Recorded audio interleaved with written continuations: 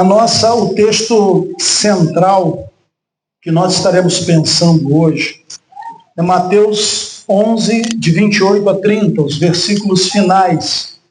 Mas há uma necessidade de nós entendermos todo o contexto. Então eu vou fazer essa leitura e eu peço que você acompanhe todo o capítulo 11. Depois que terminou de instruir seus 12 discípulos, Jesus saiu para ensinar e pregar nas cidades da Galileia. João, ao ouvir na prisão o que Cristo estava fazendo, enviou seus discípulos para lhe perguntarem: és tu aquele que haveria de vir ou devemos esperar algum outro? Jesus respondeu: voltem e anunciem a João o que vocês estão ouvindo e vendo. Os cegos veem, os mancos andam, os leprosos são purificados, os surdos ouvem, os mortos são ressuscitados e as boas novas são pregadas aos pobres. E feliz é aquele que não se escandaliza por minha causa. Enquanto saíam os discípulos de João, Jesus começou a falar à multidão a respeito de João. O que vocês foram ver no deserto? Um caniço agitado pelo vento? Ou o que foram ver? Um homem vestido com roupas finas? Ora, os que usam roupas finas estão nos palácios reais. Afinal, o que foram ver? Um profeta? Sim, eu lhes digo, e mais que profeta. Este é aquele a respeito de quem está escrito: enviarei o meu mensageiro à tua frente, ele preparará o caminho diante de ti. Digo-lhes a verdade, entre os nascidos de mulher, não surgiu ninguém maior do que João Batista. Todavia, o menor no reino dos céus é maior do que ele. Desde os dias de João Batista até agora, o reino dos céus é tomado à força, e os que usam de força se apoderam dele. Pois todos os profetas e a lei profetizaram até João. E se vocês quiserem aceitar, este é o Elias que havia de vir. Aquele que tem ouvidos ouça. A que posso comparar esta geração? São como crianças que ficam sentadas nas praças e gritam umas às outras. Nós lhe tocamos flauta, mas vocês não dançaram. Cantamos um lamento, mas vocês não se entristeceram. Pois veio João, que jejuava e não bebia vinho, e vocês disseram: ele tem demônio. E veio o Filho do Homem, comendo e bebendo, e disseram: aí está um comilão e beberrão, amigo de publicanos e pecadores. Mas a sabedoria é comprovada pelas obras que a acompanham. Então Jesus começou a denunciar as cidades em que havia sido realizada a maioria dos milagres, porque não se arrependeram. Ai de ti, Corazim, ai de ti, Betsaida, porque se os milagres que foram realizados entre vocês tivessem sido realizados em Tiro e Sidom, há muito tempo eles teriam arrependido, vestido panos de saco e cobridos de cinzas. Mas eu lhes afirmo que no dia do juízo haverá menor rigor para Tiro e Sidom do que para vocês. E você, Cafarnaum, será elevado até o céu? Não, você descerá até o Hades. Se os milagres que em você foram realizados tivessem sido realizados em Sodoma, ela teria permanecido até hoje. Mas eu lhes afirmo que no dia do juízo haverá menor rigor para Sodoma do que para vocês. Naquela ocasião, Jesus disse: eu te louvo, Pai, Senhor dos céus e da terra, porque escondeste essas coisas dos sábios e cultos e revelaste aos pequeninos. Sim, Pai, pois assim foi do seu agrado. Todas as coisas me foram entregues por meu Pai. Ninguém conhece o Pai a não ser o Filho, e ninguém conhece o Filho senão o Pai, e aquele a quem o Filho quiser revelar. Venham a mim todos os que estão cansados e sobrecarregados, e eu lhes aliviarei. Tomem sobre vós o meu jugo e aprendam de mim, pois sou manso e humilde de coração. E vocês encontrarão descanso para as suas almas, pois o meu jugo é suave e o meu fardo é leve. Senhor Deus, muito obrigado por sua palavra. Obrigado, Deus, porque temos condições não só de abrir a palavra, mas podemos, Pai, clamar ao Senhor pela iluminação neste texto abençoado, de forma, Pai, que os nossos corações sejam quebrantados e transformados pelo poder do Evangelho. Então ministre sobre nós, sopre vida sobre nós. É isso que nós te pedimos, em nome de Jesus. Amém. Vinde a mim todos os que estão cansados e oprimidos ou sobrecarregados, e eu vos aliviarei. Tomai sobre vós o meu jugo e aprendei de mim, pois sou manso e humilde de coração, e encontrarei descanso para as vossas almas, porque o meu jugo é suave e o meu fardo é leve. Hoje eu gostaria de pensar com você sobre um convite ao Natal. Natal, sim. Talvez você pense, pastor, mas a gente está a um mês do Natal, há exatos um mês da véspera de Natal. Queridos, já pensou, já parou para refletir como nós somos guiados pelo calendário? Estamos aqui hoje falando que daqui a um mês nós temos um dia de celebração, nós temos um dia marcado não só por celebração, mas infelizmente um pouco o foco, desfocado esse dia, e perdemos a essência ou o centro dessa celebração, que é o nascimento de Cristo, para comprar presentes, consumismo, muita comida e tudo mais. Mas ainda assim, você já parou para pensar como o calendário, ele guia as nossas vidas? Vivemos expectativas, por exemplo, pelo fim de semana. Por quê? Porque o calendário nos diz o dia que eu posso descansar. E aí eu vivo, então, aguardando o fim de semana, que é o dia em que eu poderei descansar. Ficamos com expectativas, por exemplo, para a chegada das férias ou a chegada do aniversário. Feriados prolongados, e no final do ano a gente já consulta o calendário do próximo ano para saber quando os feriados irão acontecer e quais serão prolongados, e assim eu posso me programar e marcar de repente uma viagem, um passeio ou coisa do tipo. Dia das Mães, Dia dos Pais, quando vou me lembrar dessas pessoas tão importantes, Dia dos Namorados. A vida é assim. O calendário nos diz quando devemos dar presentes, quando devemos receber presentes, quando devemos nos lembrar de entes queridos, quando devemos descansar, quando devemos estudar. O calendário, esta semana, tirou a paz da Pâmela, mas depois a retribuiu com 10. Eu fiquei sabendo, 10, Pâmela.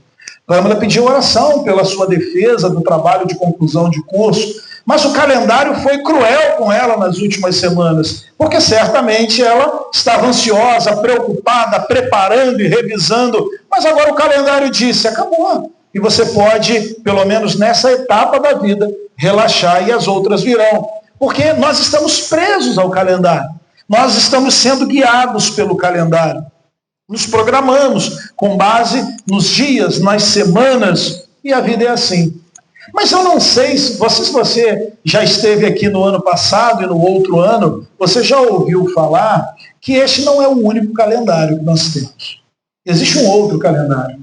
Um calendário que foi esquecido ou abandonado pela igreja. E esse calendário é exatamente o calendário cristão, ou o calendário litúrgico. E quando nós pensamos no calendário cristão, como nós, eu já disse, somos guiados pelo calendário que usamos, E obviamente que esse calendário não vem concorrer, Não. Então eu seguirei a partir de agora o calendário cristão. Não é disso que eu estou falando.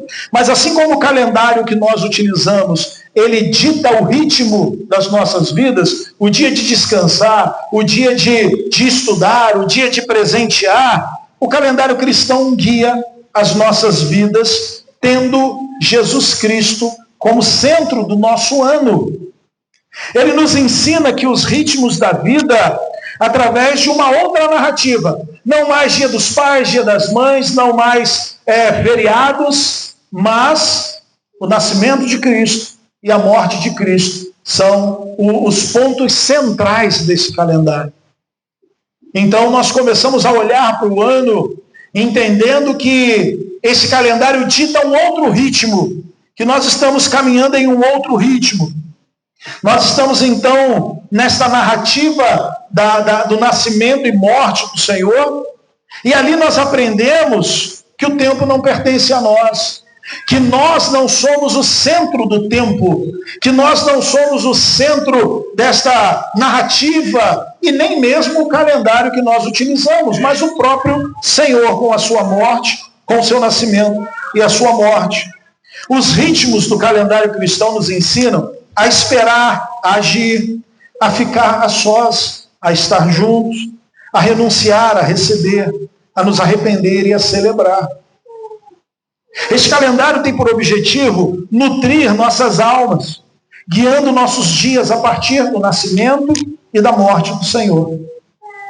No próximo domingo, nós começamos, dentro do calendário cristão, um tempo chamado Advento, um tempo de espera. E é exatamente este o tempo do Advento, que é formado pelos 4 domingos, as 4 semanas que antecedem o Natal, é esse período do Advento. É uma época de espera, é uma época de antecipação, que nos leva a viver a expectativa das promessas descritas nas profecias sobre a vinda de Jesus, sobre os acontecimentos marcantes do seu nascimento. Então, o Advento é esse tempo de espera, é esse tempo de quietude, é esse tempo de esperança. O rei irá nascer, o rei está chegando e, obviamente, nós já entendemos, sabemos, celebramos a primeira vinda, mas também é um tempo de expectativa pela segunda vinda do nosso Senhor. É um tempo em que celebramos a verdade de que Deus assume a forma humana e assim providencia os meios necessários para a nossa salvação.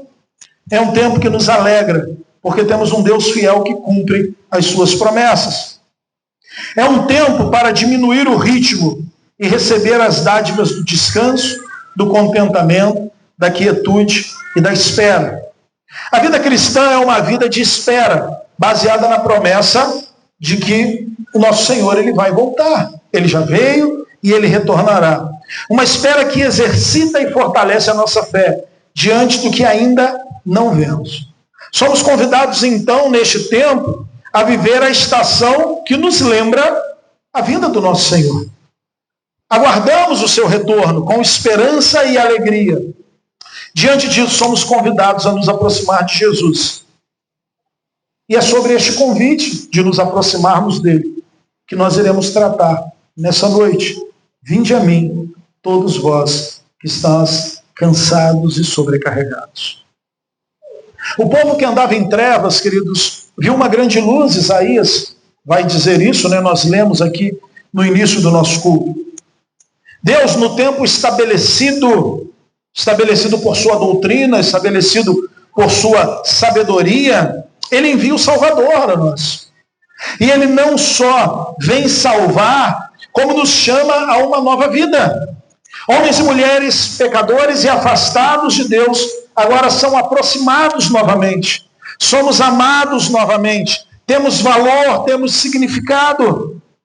Temos irmãos, temos o irmão supremo e temos um pai que cuida de nós.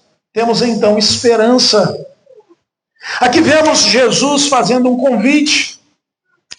Mas a quem Cristo está convidando? Esse convite está direcionado a que tipo de pessoas? Será que ele está chamando aqueles que estão cansados de seus trabalhos? Afinal de contas, trabalhamos e nos envolvemos demais e estamos cansados por trabalhar tanto, e então Jesus está chamando aqueles cansados e sobrecarregados por uma rotina difícil de trabalho? Ou será que ele está convidando os doentes, aqueles que já têm sofrido há um tempo com doenças físicas, então vinde a mim? Ou será que ele está chamando aqueles desanimados e fracos na fé, aqueles que estão vacilantes diante das circunstâncias da vida e dos problemas?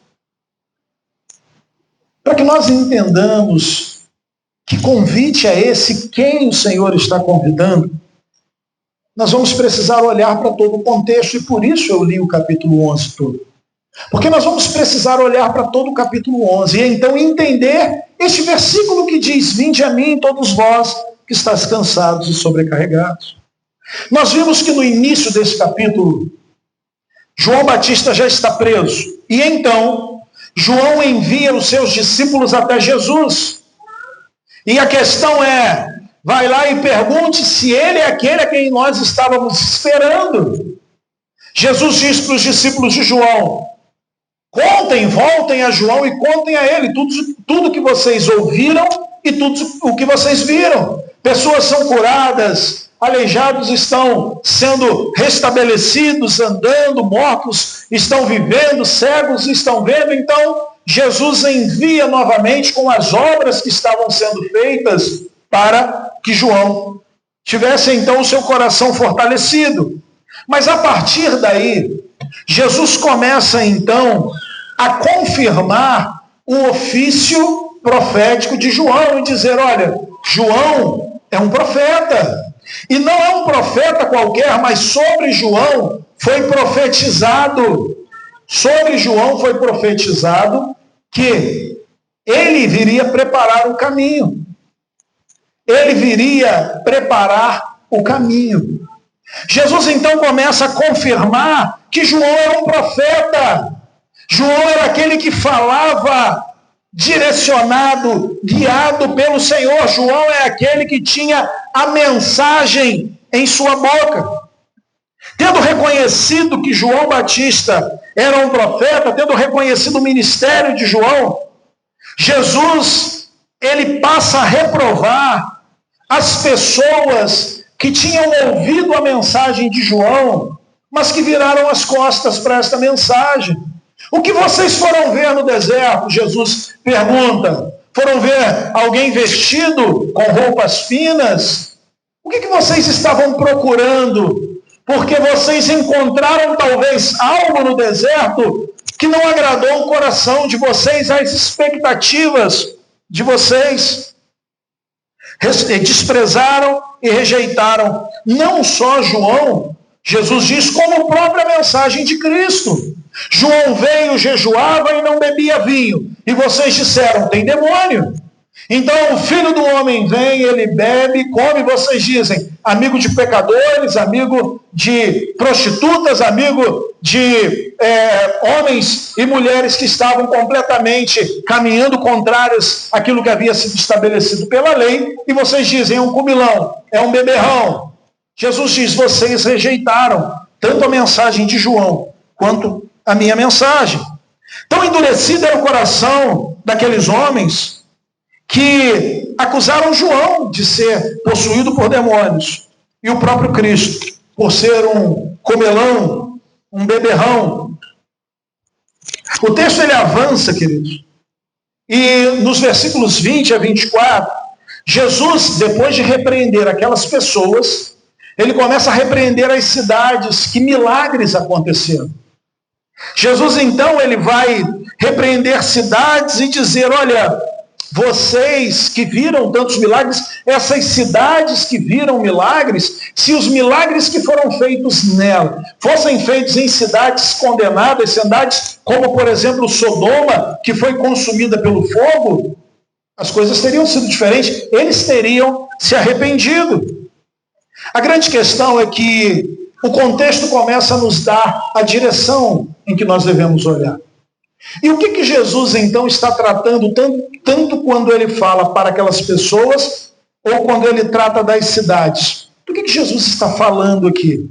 Jesus está falando da falta de arrependimento.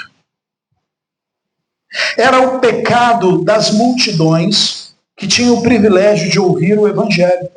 É disso que Jesus está falando. Não só do pecado, mas da responsabilidade que é estarmos expostos ao Evangelho, ouvindo a mensagem de salvação, com os nossos corações endurecidos. A grande mensagem que tanto João Batista quanto o próprio Cristo e os apóstolos pregavam é arrependimento. Pregavam a palavra para que as pessoas tivessem suas mentes e corações transformados, deixassem seus pecados e se convertessem a Deus. Mas o que vemos aqui são corações duros, corações que não se arrependem, homens e mulheres agarrados a seus pecados, seus conceitos e a sua maneira de viver. Diante da falta de arrependimento, o agravamento do pecado foi que eles tinham testemunhado a maioria dos milagres, mas ainda assim tinham virado as costas. Ai de ti, Corazim, ai de ti, Betsaida, porque se os milagres que foram realizados entre vocês tivessem sido realizados em Tiro e Sidom, há muito tempo eles teriam arrependido, vestido roupas de saco e cobridos de cinza. Haveria arrependimento se eles vissem aquilo que vocês viram. Você entende, então, o privilégio que nós temos de ouvir a mensagem do Evangelho? Você entende, a partir deste texto, o grande privilégio que nós temos, por exemplo, de ter Bíblias, de ter o templo com as portas abertas, de ter liberdade para pregar? Entende o quanto isso também nos torna responsáveis? Porque não é só o privilégio que nós temos de ouvir a pregação do Evangelho, mas o quanto isso nos torna responsáveis. Jesus está olhando para este povo e ele está dizendo: vocês ouviram a mensagem e vocês viraram as costas, e haverá rigor em condenação para aqueles que trancaram seus corações de uma forma arrogante, não ouviram a mensagem do Evangelho. Algumas bênçãos que temos desprezados seriam bem-vindas em lugares dominados pela descrença. Jesus está dizendo isso: olha, se Sodoma visse e ouvisse o que vocês viram e ouviram, ela teria se arrependido, estaria lá até hoje como um monumento da misericórdia divina, mas vocês desprezam a mensagem do Evangelho. Vocês ouvem a mensagem e a mensagem não opera a transformação, vocês não se arrependem. Jesus trata aqui. Ainda mais solene são as palavras que ele vai dizer sobre Cafarnaum, né? Uma cidade favorecida. Por quê?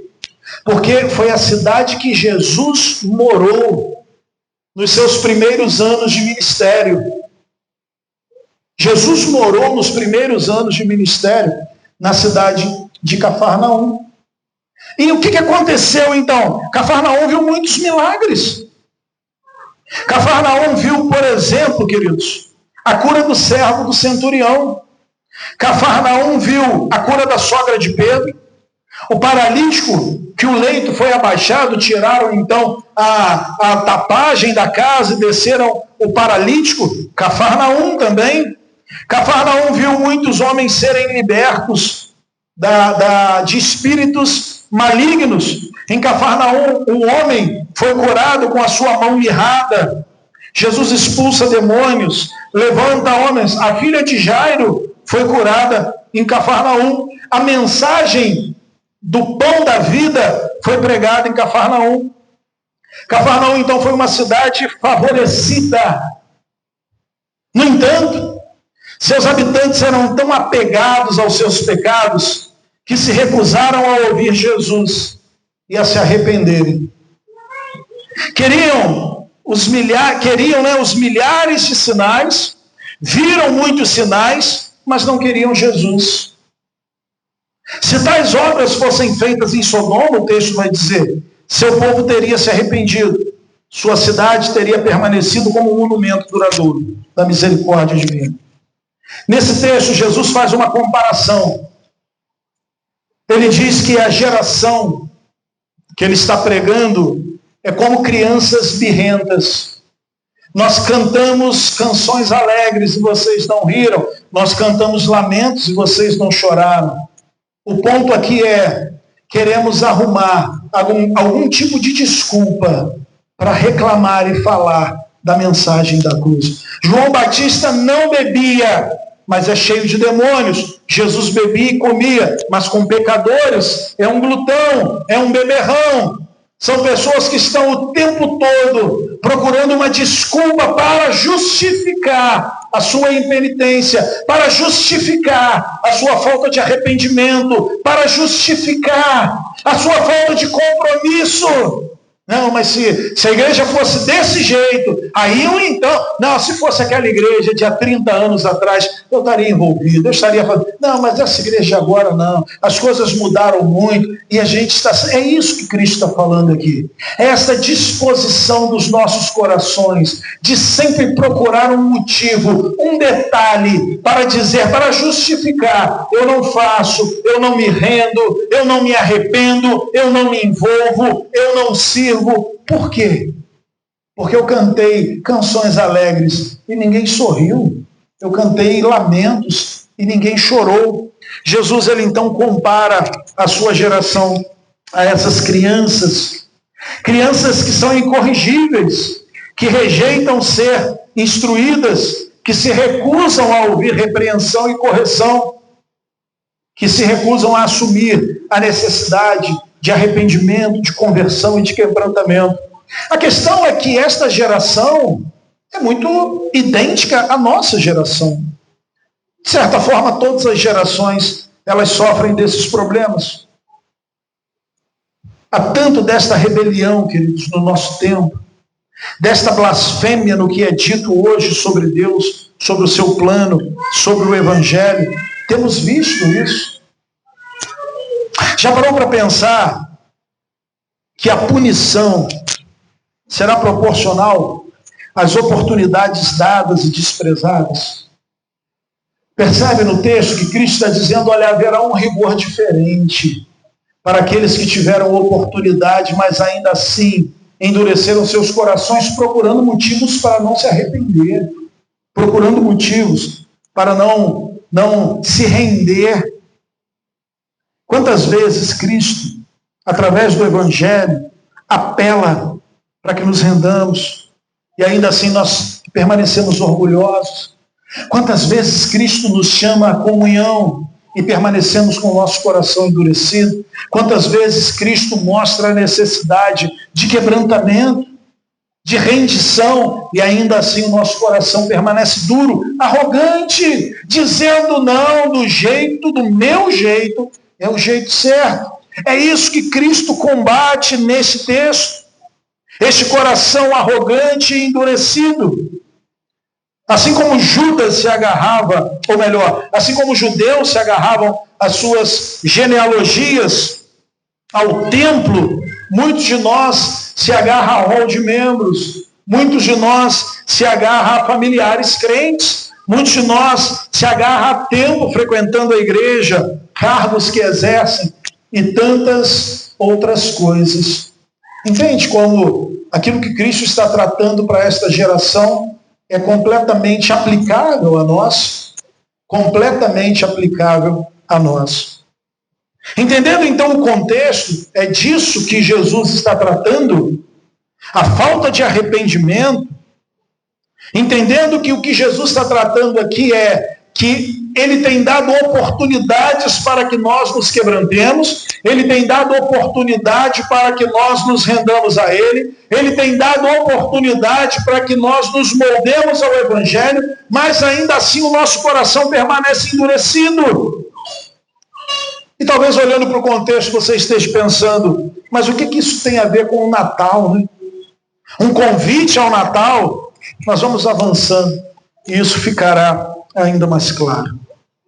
Quando olhamos então para o versículo 28 ao 30, nós vemos o convite e os convidados. Vejamos agora o convite. Vinde a mim, todos vós que estáis cansados e sobrecarregados, e eu lhe darei descanso. O texto começa com este convite dizendo, vinde. Mas vinde, queridos, é muito mais que uma ordem. A palavra aqui, ela soa como um apelo. Talvez a melhor forma de traduzir este termo seria, venham a mim, corram para mim agora. É Cristo chamando, apelando e dizendo, venham a mim. É talvez como nós falaríamos a uma criança que está andando nos trilhos de um trem, e o trem está vindo e ela não percebe, e então nós gritamos, apelando a ela e dizendo, venham a mim. Esses dias eu vi mais ou menos uma cena como esta. Eu estava em frente à escola aguardando o horário da saída e existe uma quadra ali, um rapaz que eles ficam jogando, um rapaz leva um cachorro, um Rottweiler, para aquela praça e amarra o Rottweiler numa árvore lá. E ele fica amarrado, deitado, gigante. E nesse dia, crianças estavam brincando de patinete na quadra. O pai estava perto, o dono do cachorro jogando, e o cachorro começou então a se enfurecer com o patinete e avançar, e puxar, e a qualquer momento, querido, aquele cachorro ia se soltar e um problema seríssimo ia acontecer, porque ele iria avançar. E o problema era o patinete. E aí o pai, vendo aquela cena, começa a gritar e dizer para a criança, uma menina de talvez 9, 10 anos, olha para mim, me obedece, vem, deixa o patinete e vem andando para cá. E ele começou a gritar e dizer, olha para mim, deixa o patinete e vem. É exatamente isso que o texto está dizendo. Vinde a mim, venham rápido, porque vocês estão em perigo. Vocês estão em perigo, talvez você não enxergue esse perigo, mas Cristo está chamando, dizendo, vocês estão em perigo, esta falta de arrependimento é perigosíssima, porque trará morte, vinde a mim. Esse é o sentido de que, como está sendo dito aqui. Sentido isso? Isso é maravilhoso, queridos, por quê? Porque o Senhor deseja salvar, o Senhor está chamando os seus. Ele deseja e se alegra grandemente em salvar. Este não é um Salvador quieto, um Salvador indiferente. Você nunca clamará por Ele e receberá indiferença. Ele está nos chamando. A mensagem do Evangelho é um apelo. E o apelo mais poderoso de todos, e é o único que pode transformar as nossas vidas. Pastor, mas eu nunca ouvi Jesus me chamar. Você ouve sempre que a palavra é aberta com fidelidade. O Evangelho está chamando homens e mulheres até Cristo. Vinde a mim. E quem são então os convidados? O texto diz, os cansados, os sobrecarregados. A palavra cansado aqui significa fadiga na labuta, na luta, no trabalho. Aquele que reconhece a sua incapacidade. Aquele que diz, eu não consigo mais. É isso que significa cansado aqui. É aquele que olha para o seu coração endurecido e ainda com o coração endurecido diz, eu não aguento mais viver desse jeito. Eu não aguento mais caminhar nesta direção. Eu não aguento mais andar por esses caminhos. Eu não aguento mais.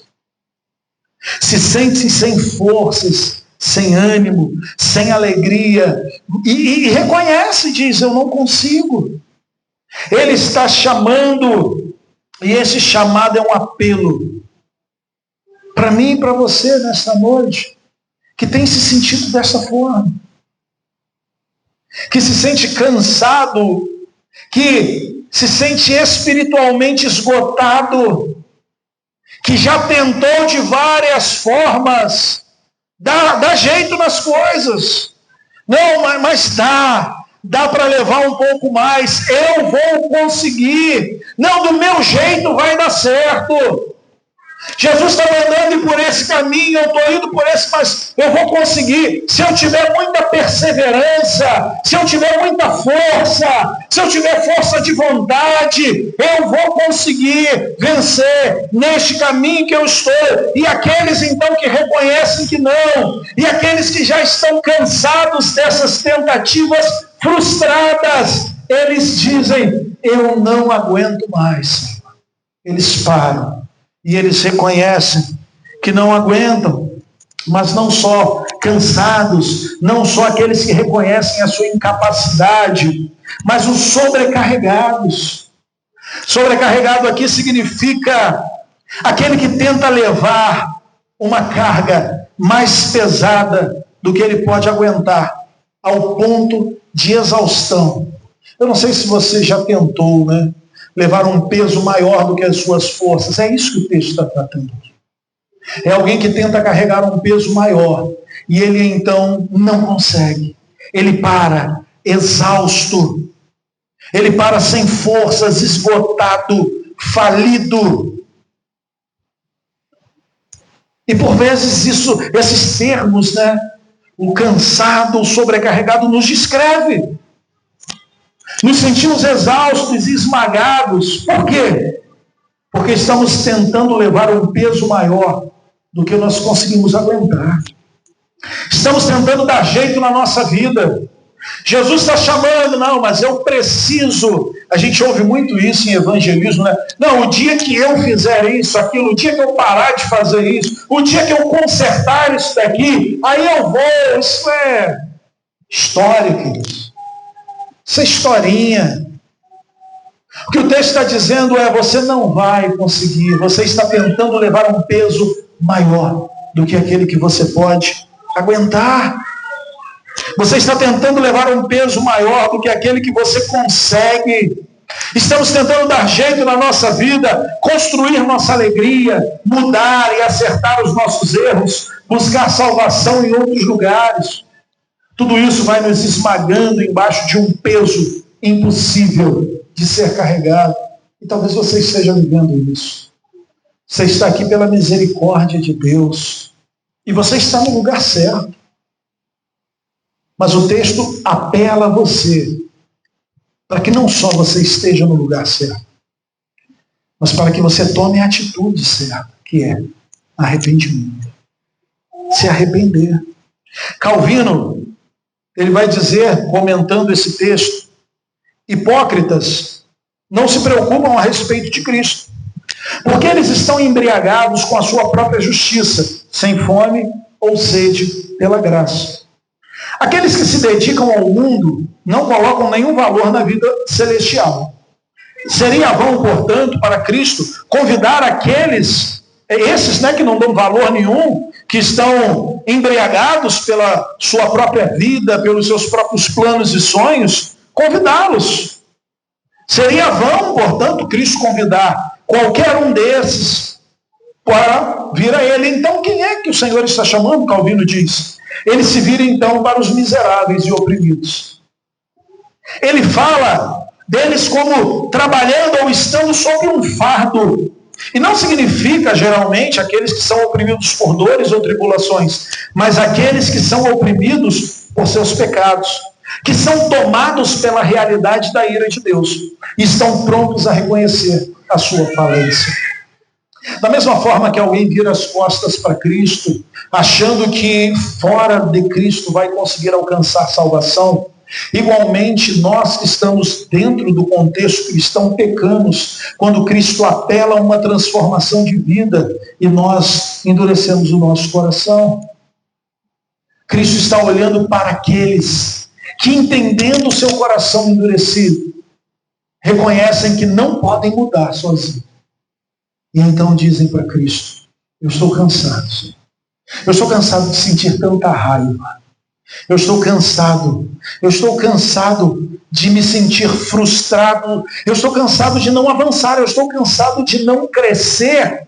Eu estou cansado de não me alegrar em Ti, de não ter contentamento unicamente porque o meu coração se endurece em meus próprios conceitos.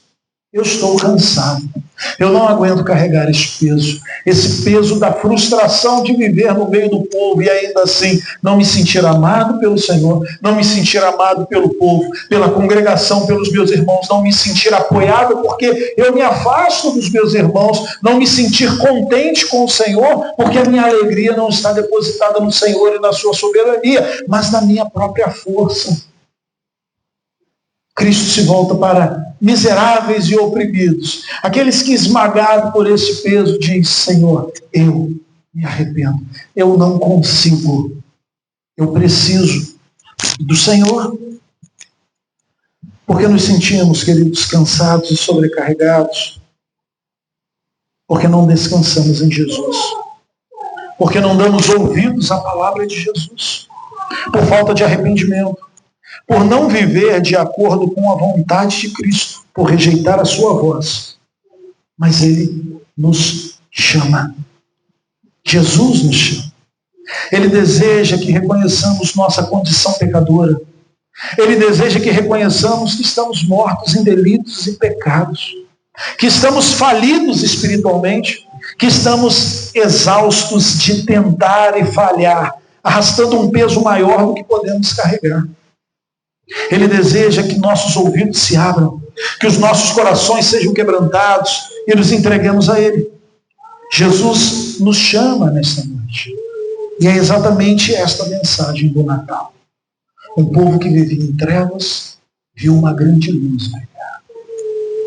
Jesus brilha mais uma vez nesta noite, através da sua palavra. Mas o texto não termina apenas com a promessa, ou melhor, com o chamado. E o caminho para nós encerrarmos. Ele vai para uma promessa. Vinde a mim todos que estão cansados e sobrecarregados, e eu lhes aliviarei.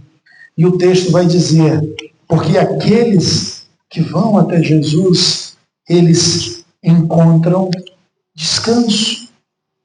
Eles encontram descanso. Eu vos aliviarei. Aqueles que vão até Jesus, eles vão encontrar refúgio, eles vão encontrar repouso, eles vão encontrar ânimo, e um ânimo renovado.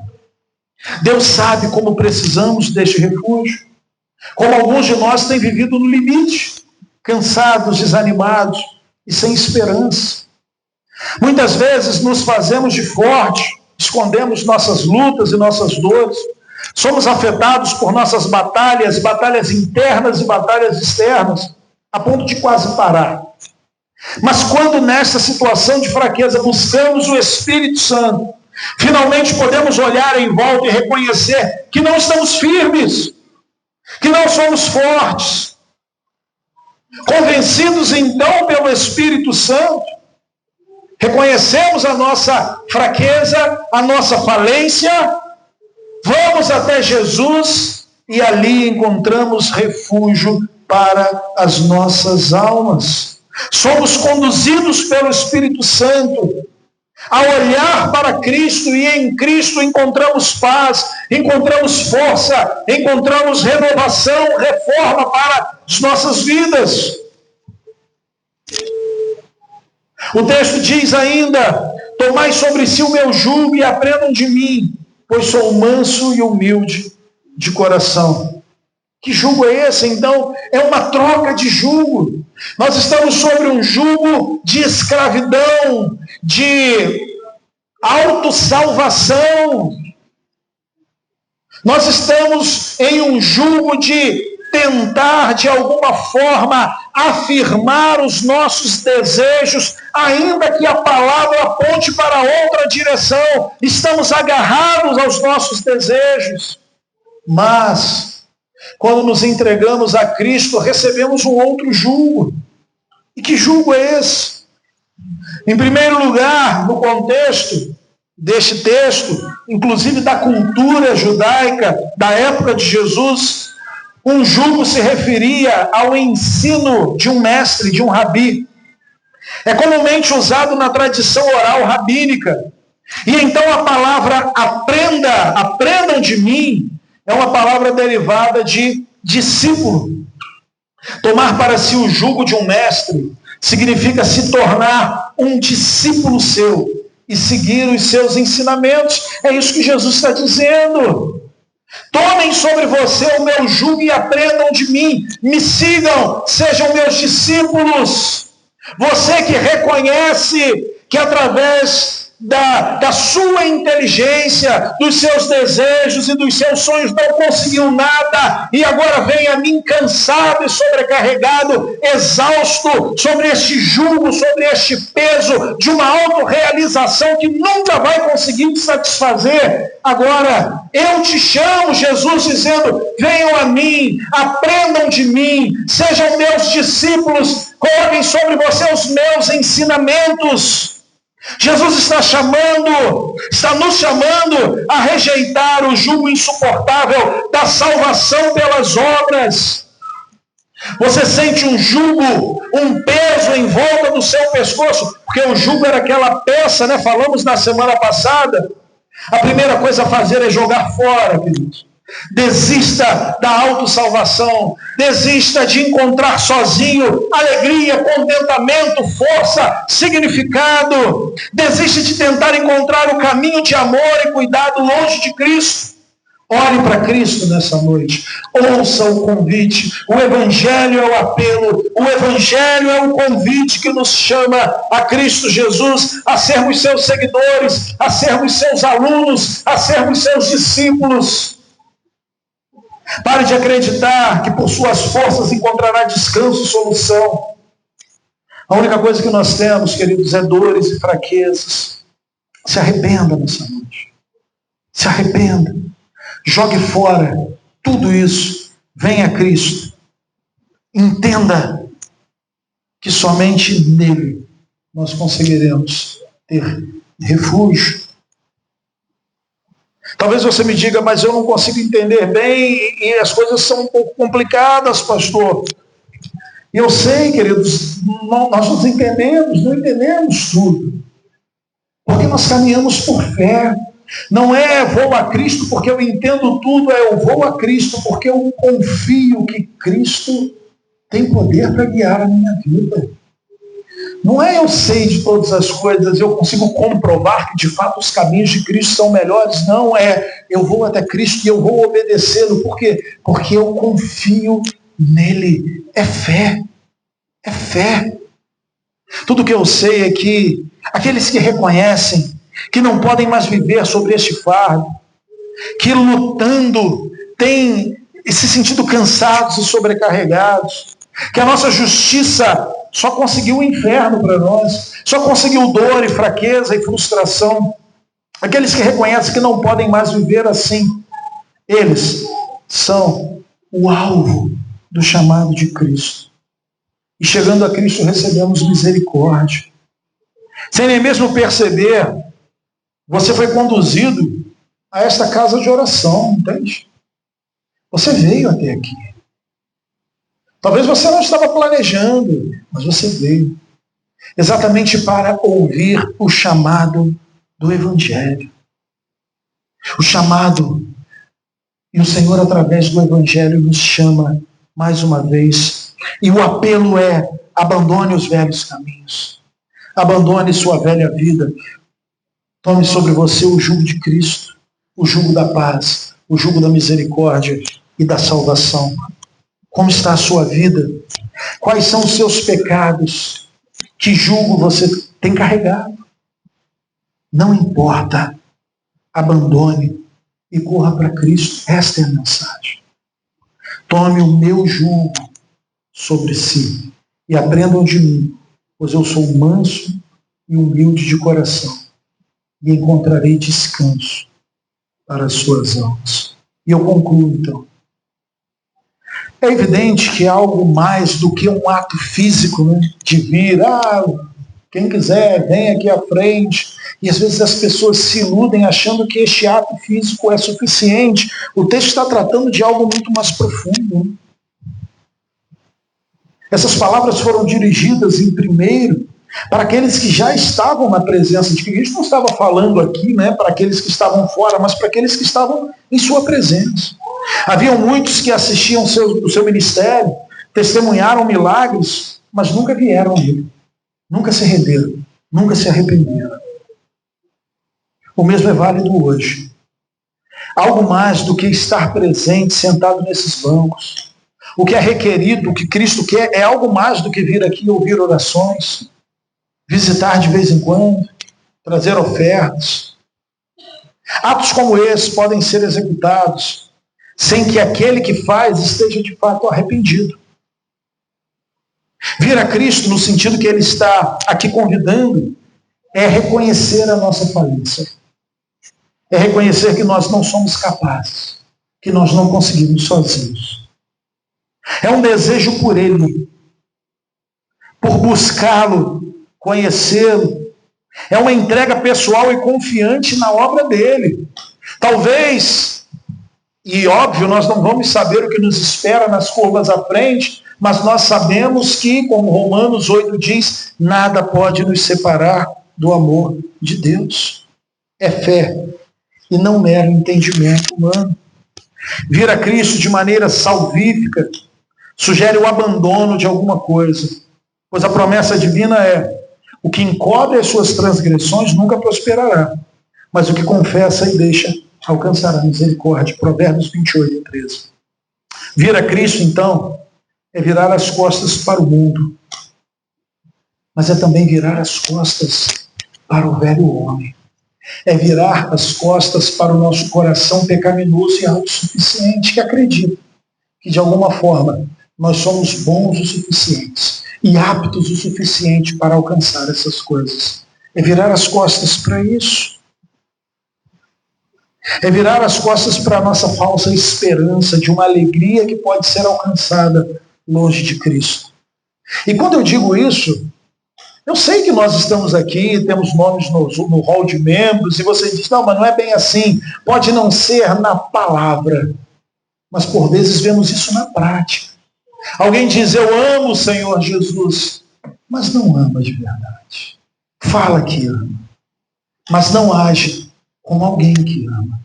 Não preza por Ele, pela sua palavra, como alguém que ama. Encontrar então essa alegria, ouvir esse chamado, é amá-lo de fato. É ter um desejo por Ele, por conhecer Ele, por se entregar e se render a Ele, ainda que o nosso coração pecaminoso aponte para uma outra direção. É abandonar todos os ídolos e nossa rendição total ao senhorio de Cristo. É abandonar nossa justiça própria e voluntariamente rendermos a sua autoridade e segui-lo para onde quer que Ele nos conduza. Em resumo, é toda a alma de um pecador, culpado e autocondenado, se voltando para Cristo, clamando por misericórdia. E o texto diz, vinde a mim, todos vós que estáis cansados e sobrecarregados, e encontrarão descanso e eu os aliviarei. Feche seus olhos. Pai, muito obrigado porque podemos nos reunir. E obrigado porque a sua palavra, mais uma vez, é um apelo aos nossos corações. É um apelo à transformação de nossas vidas. Tenha misericórdia. Nos perdoe. Perdoe todas as vezes, Pai, que ao ouvir o Evangelho viramos as costas e decidimos viver segundo a nossa própria vontade. Mas que de uma forma milagrosa e poderosa o seu Espírito tenha a liberdade nessa noite de tocar corações e transformar vidas através do Evangelho. É isso que nós te pedimos. Em nome de Jesus. Amém.